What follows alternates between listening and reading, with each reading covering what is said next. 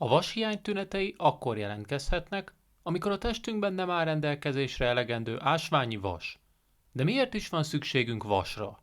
A hemoglobin a vörös vérsejtekben megtalálható olyan fehérje, amely az oxigént szállítja a testünk különböző részeire. Ha nem áll rendelkezésre elegendő vas a szervezetünkben, úgy az kihatással lehet a megfelelő mennyiségű hemoglobin termelésére is.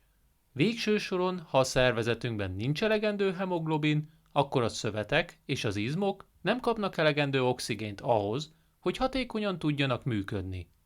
Többek között ezt az állapotot nevezik anémiának, amely a leggyakrabban előforduló vérszegénység típus az emberek körében. A vashiány tüneteinek kialakulása legtöbbször olyan okokhoz vezethető vissza, mint a vasban gazdag ételek ritkán történő fogyasztása, gyulladásos bélbetegségek, vérveszteség, belső vérzés, vagy a megnövekedett vasigény pótlásának hiánya. Ez az állapot kifejezetten a terhesség alatt jelentkezhet a nők esetében. Fontos tudnod, hogy a vashiány tünetei kortól és nemtől függetlenül bárkinél megjelenhetnek, sőt léteznek olyan emberek is, akiknél semmilyen tünet nem jelentkezik, függetlenül attól, hogy nem áll rendelkezésre elegendő vas a szervezetükben. Videónkban most a vashiány lehetséges meglétének 7 figyelmeztető jelét mutatjuk be. Azonban mielőtt rátérnénk ezekre a részletekre, kérlek ne felejts el feliratkozni csatornánkra és lájkold videónkat. Szokatlan fáradtság. A fáradtság érzete az egyik leggyakoribb tünete a vashiánynak. Ez a fajta fáradtság azért következik be, mert a szervezetben nem áll rendelkezésre elegendő hemoglobin. A megfelelő mennyiségű hemoglobinok nélkül nem jut elegendő oxigén a szükséges szövetekbe és izmokba, így azok fáradtabbak lesznek. A fáradtság napjainkban szinte népbetegségnek számít, így sokan nem is gondolnák, hogy akár a vas hiánya is állhat a háttérben.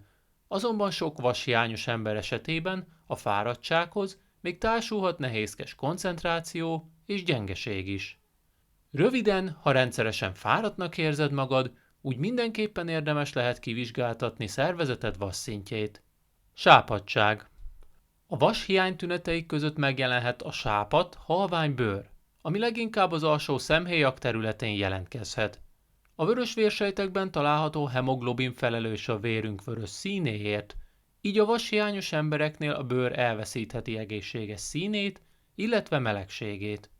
Ez a fajta sápadtság akár megjelenhet az egész testen, vagy csak bizonyos területekre korlátozódhat. Ilyen területek lehetnek például az arc, íny, ajkak vagy alsó szemhéjak belseje, illetve a körmeink. Légszomj. A vashiány tünetei között megjelenhet a légszomj is, hiszen a szervezetünknek oxigénre mindenhol szüksége van. Amennyiben nem áll rendelkezésre megfelelő mennyiségű hemoglobin, úgy a testünk megpróbál több oxigént előállítani, ami akár légszomjhoz, vagy megnövekedett légzési sebességhez vezethet. Amennyiben azt tapasztalod, hogy kifulladsz a normál napi tevékenységeid közben, mint például a gyaloglás vagy a lépcsőzés, úgy mindenképpen érdemes lehet kivizsgáltatnod szervezeted vasmennyiségét. Fejfájás és szédülés. A vashiány akár fejfájást is okozhat, különösen igaz ez a hölgyek esetében. A fejfájás és a szédülés ritkábban jelentkező tünet a vashiány esetében, azonban bizonyos embereknél előfordulhat. Egyelőre még a kutatók sem értik, hogy pontosan hogyan befolyásolhatja a vashiány állapota a fejfájások megjelenését, így ezen a területen mindenképpen további kutatásokra lesz szükség a jövőben. Szívdobogás érzése. Az észrevehető szívverés vagy más néven szívdobogás a vashiányos vérszegénység másik, jól ismert tünete lehet. A vashiány és a szívproblémák közötti összefüggéseket még jelenleg is vizsgálják, de mindenképpen összefüggésbe hozható az oxigénellátással. A szervezetben megtalálható alacsony hemoglobin szint azt jelenti, hogy a szívünknek különösen keményen kell dolgoznia annak érdekében, hogy ellássa a szervezetünket a szükséges oxigénmennyiséggel. Ennek egyik következménye lehet a szívverés és a szívdobogás gyakori érzése. Szélsőséges esetekben a szív akár meg is nagyobbodhat, ami szívelégtelenséghez vezethet. Azonban ez igen ritkán előforduló állapot, még a hosszú ideje fennálló vashiány esetében is. Száraz és töredezett haj. A vashiány tünetei között akár a száraz, töredezett haj is megjelenhet, hiszen az egészséges hajhoz és hajnövekedéshez ugyanúgy oxigénre van szükség, mint az izmok működéséhez.